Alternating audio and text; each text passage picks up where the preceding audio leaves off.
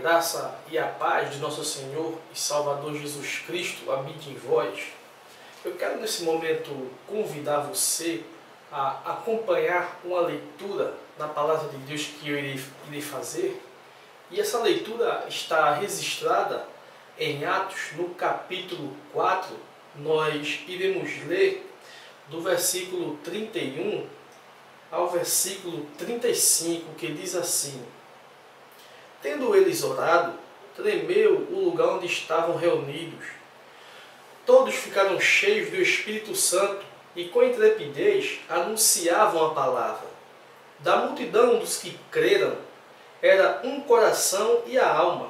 Ninguém considerava exclusivamente sua nenhuma das coisas que possuía. Tudo, porém, lhes era comum.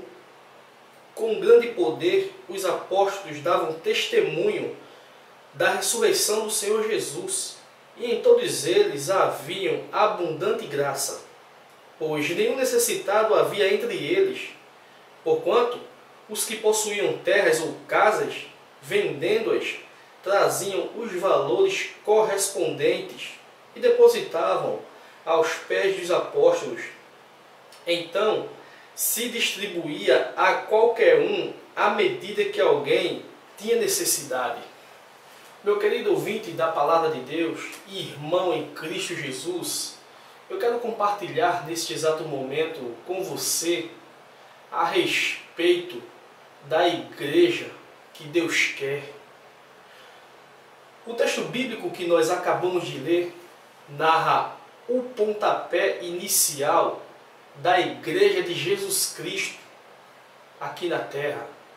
O capítulo 2 do livro de Atos está registrado a descida do Espírito Santo, cumprindo a promessa que Cristo fez, que ele teria que subir para que o Consolador viesse habitar entre nós. E no capítulo 4 nós temos aqui o início da igreja, a igreja de Jesus Cristo sobre a terra. E a palavra igreja no original, ela tem um significado de eclésia, que quer dizer aqueles que são chamados para fora. Nós que somos igreja de Jesus Cristo, somos chamados para fora. Mas para fora de onde? Para fora, digamos, do templo. Porque foi para isso que Cristo nos chamou, para sairmos daquele culto religioso entre quatro paredes e levarmos a mensagem do Evangelho àquelas pessoas que estão no mundo perdidas, sem salvação.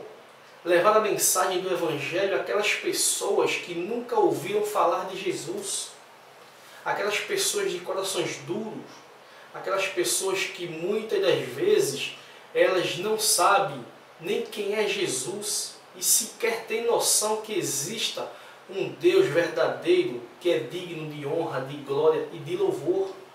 Então essa é a verdadeira mensagem do Evangelho. Esse é o papel fundamental e principal da igreja de Jesus Cristo. Cristo não nos salvou para que nós venhamos ficar entre quatro paredes falando coisas por coisas, ou simplesmente presos a ritos e tradições religiosas.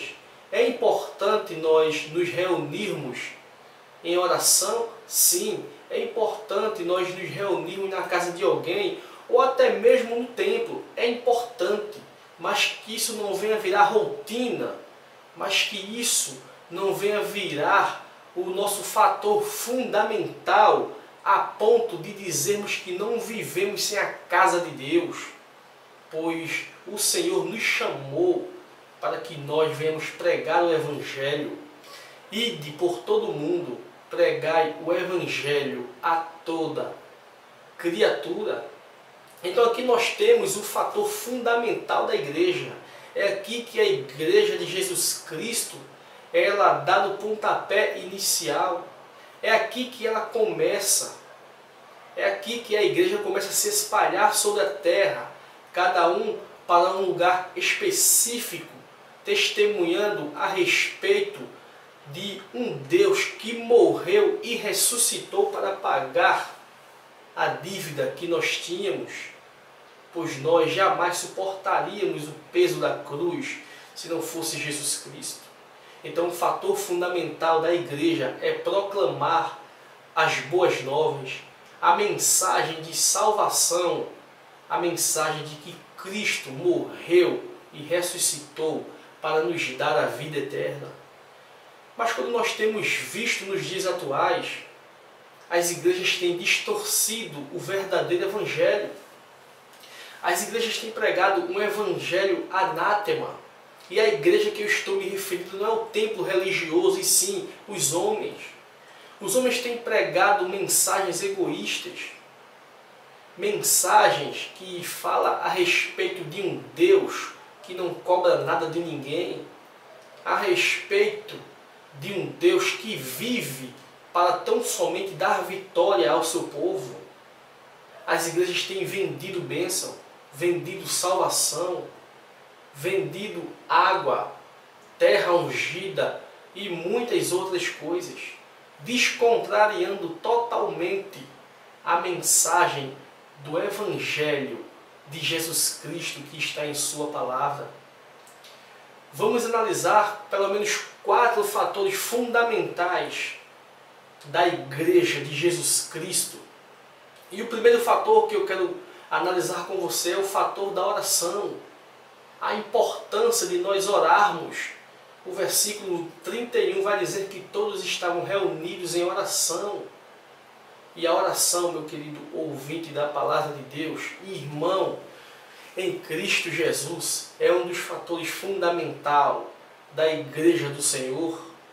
E a Igreja do Senhor que eu me refiro não é o templo religioso, mas eu e você, nós reunidos em oração, nós reunidos clamando a Deus pela sua misericórdia, pela sua graça e reconhecendo de que nós somos pecadores e que sem o Senhor não iremos a lugar nenhum.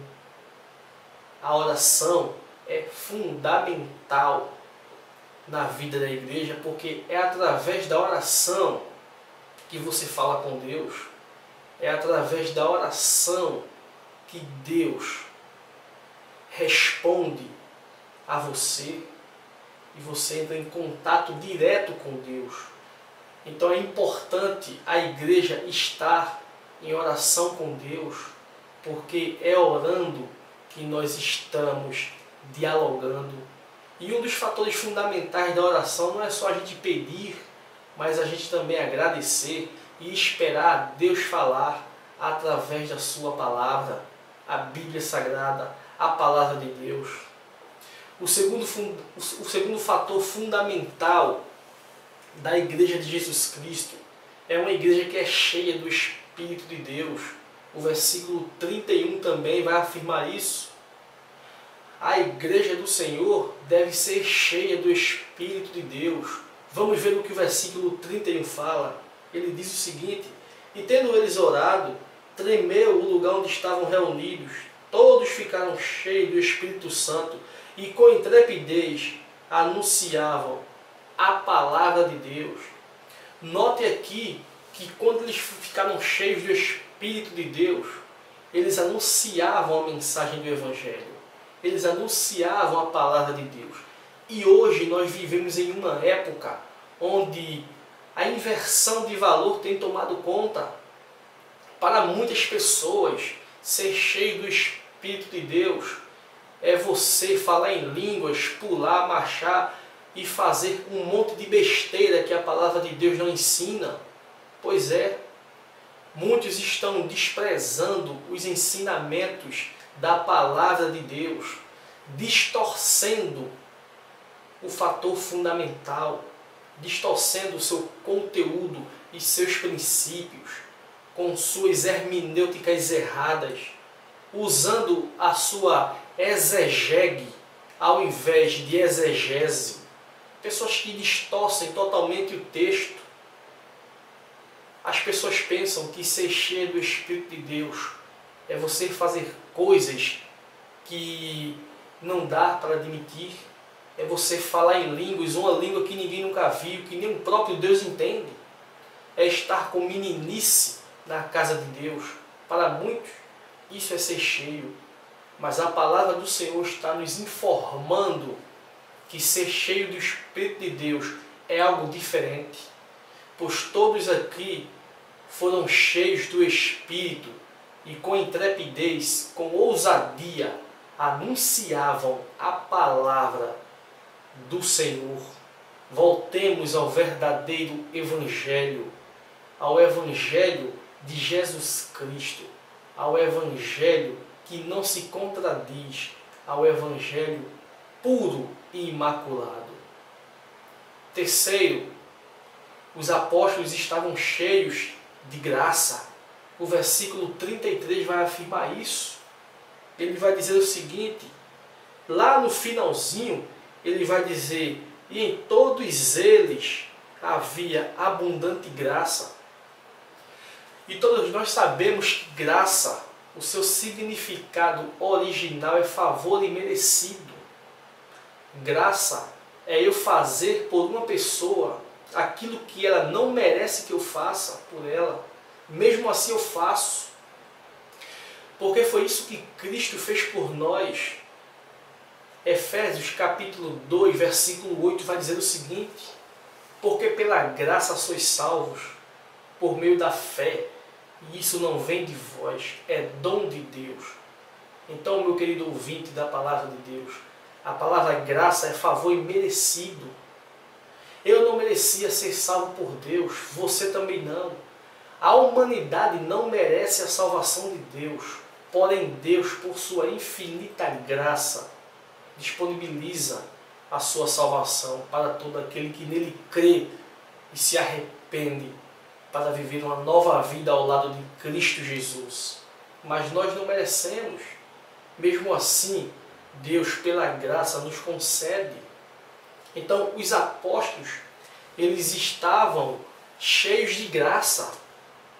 Eles estavam cheios de graça. Eles repartiam tudo aquilo que o povo tinha para dividir com quem não tinha nada. Isso é graça. Ele não apenas repartia aquilo que ele tinha, mas também aquilo que o povo entregava em suas mãos. E tudo ali era repartido entre eles. E aqueles que não tinham nada passavam a ter alguma coisa. E aqui eu já entro também no quarto ponto, porque este é o verdadeiro dízimo. Este que é o quarto ponto. O quarto ponto é o verdadeiro dízimo. Veja o que a palavra do Senhor nos afirma no versículo 34. Pois nenhum necessitado havia entre eles, porquanto os que possuíam terras ou casas, vendendo-as, traziam os valores correspondentes. Então, meu querido ouvinte da palavra de Deus, o verdadeiro dízimo está aí. O verdadeiro dízimo é este, é você repartir para com os pobres aquilo que você tem. Este que é o verdadeiro dízimo. Mas hoje nós temos visto as igrejas pregar de forma equívoca passagens da Bíblia que não tem nada a ver com o verdadeiro dízimo da graça. Pessoas que roubam em nome de Deus, pessoas que vivem enganando as ovelhas, pregando um dízimo que não tem nada a ver com as Escrituras. E isso é o que nós mais temos visto nos meios de telecomunicações. Só é preciso a gente ligar a televisão que a gente vê as pessoas abusando da verdadeira fé, as pessoas abusando dos nossos irmãos menos esclarecidos. Mas quando nós partimos para uma doutrina neotestamentária, nós vimos que o verdadeiro dízimo está aqui, no pontapé inicial da igreja de Jesus Cristo. As pessoas repartiam tudo que tinham. Imagine essas pessoas que vivem nas televisões. Eu não quero citar nomes, mas os famosos pregadores da prosperidade repartindo seus bens com suas ovelhas. Que maravilhoso seria, pois os seus bens, seus apartamentos, fazendas e etc., dariam para ajudar várias ovelhas do seu pasto. Mas por que eles não fazem isso? Por que eles não tomam o verdadeiro exemplo do dízimo aqui na Bíblia? Por que eles não seguem o exemplo da igreja primitiva? Pois é isso que nós devemos fazer, pois é este o verdadeiro dízimo, a verdadeira adoração a Deus. Que Deus nesse momento nos abençoe e nos guarde, e que Deus abra os nossos olhos para que nós venhamos fazer a diferença como igreja e entendermos verdadeiramente o que significa igreja, já que muitos estão perdidos achando que igreja é você ficar entre quatro paredes clamando por Deus. Não, igreja é mais do que isso. Igreja é você fazer pelas pessoas aquilo que elas não têm condições de fazer por ninguém. Isso que é ser igreja. É você mostrar um Jesus Cristo amoroso que morreu e ressuscitou para pagar os nossos pecados. Que o Senhor nos abençoe e nos guarde. Amém.